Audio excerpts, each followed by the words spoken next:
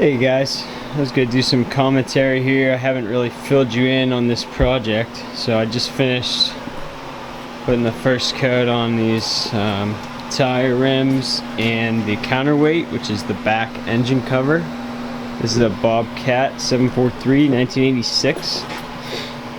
I haven't really done commentary because pretty much I've been sanding this thing, and sanding is pretty boring. I got these new orange boots also, they're pretty sweet. But I wanted to show you guys this card trick. Basically, it's really handy. If you've ever tried to tape a tire off with just...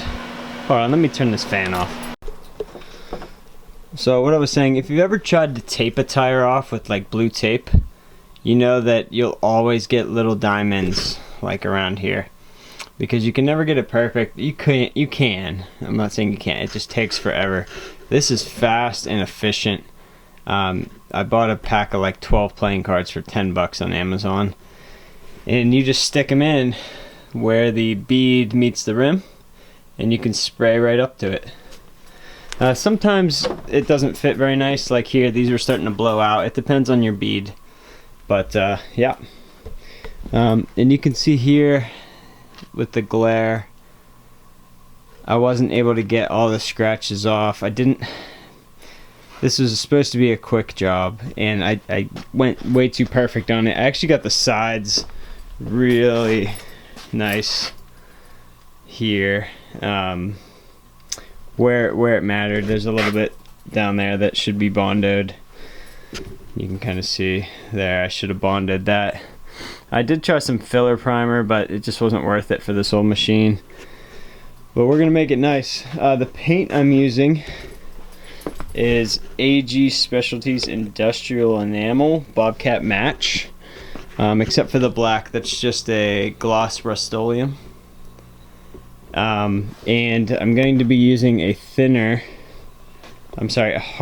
for the white paint, and the final coat on this, I forgot it for this pass, but that'll take another coat. These guys need this Bobcat back ASAP. They're a landscape company, and I've spent way too long trying to make it perfect.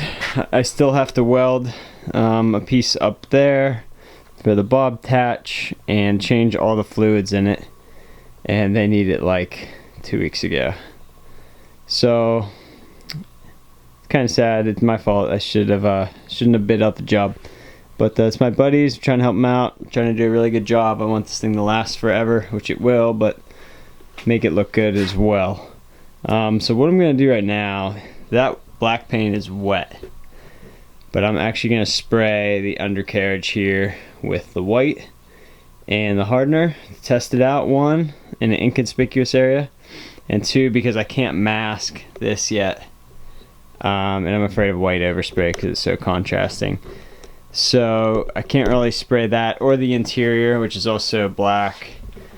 Right now I'll have to mask that as well.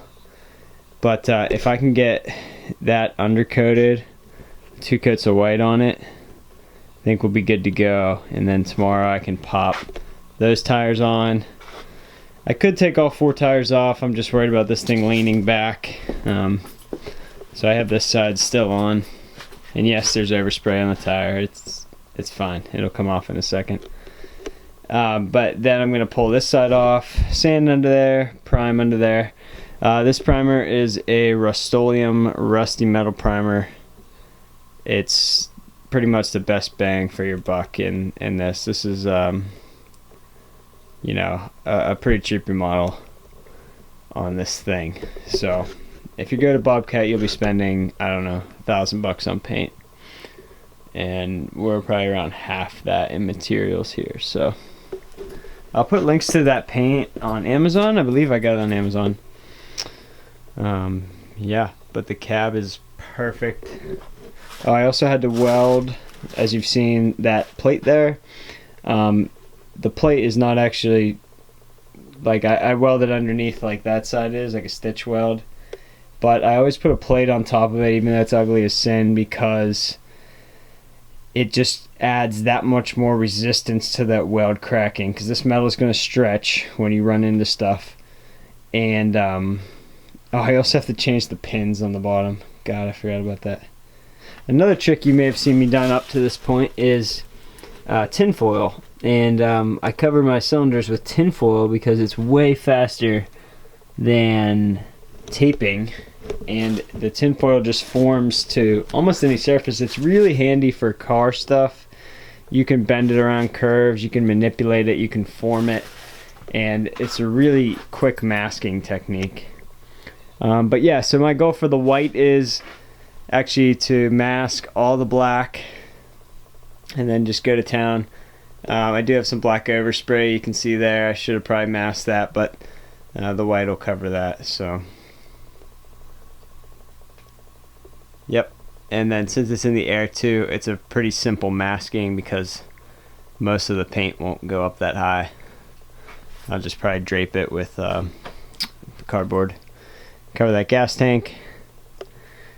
Cover the black here in the engine, transmission department there. And paint it white. Alright, that's all I got. Let's get back to work.